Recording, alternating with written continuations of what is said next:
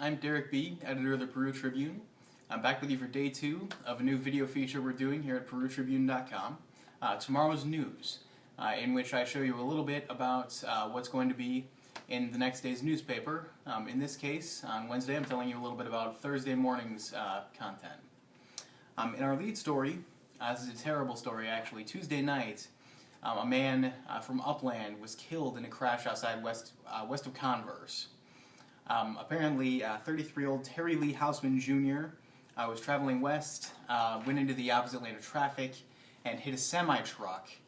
Fortunately, the semi-driver was not hurt, but Houseman was killed. The road was closed out there for about 4 hours, but obviously the great casualty there is Mr. Houseman, and our thoughts and prayers are with him and his family and his friends as they deal with that terrible tragedy.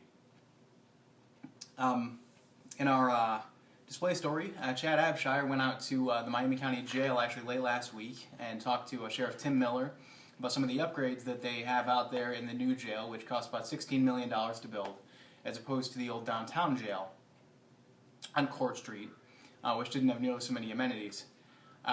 There's some interesting stuff in there about what the facilities are like when they bring somebody in, how secure it is, and what day-to-day life is like for an inmate. It turns out it's not all that glamorous. Eric Stoff actually is off today, but went last night to North Miami School Board meeting up in Denver.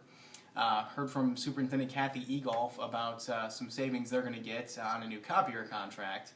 Actually, sparks flew a little bit at that meeting because a representative from a Fort Wayne company called Perry Protech showed up at the meeting and protested their decision because they did not go with Perry, which was the lowest bid by about $30,000.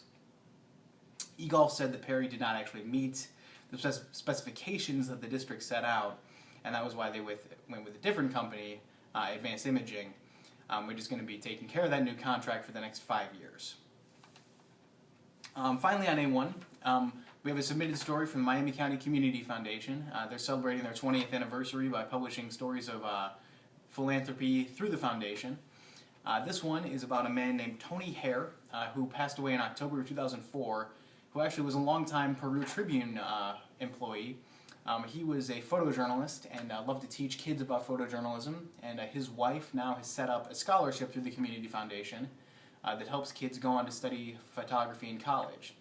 So it's always great to hear a story like that where somebody's love of reporting is passed on to the next generation, and it's also helping kids study to become the next generation.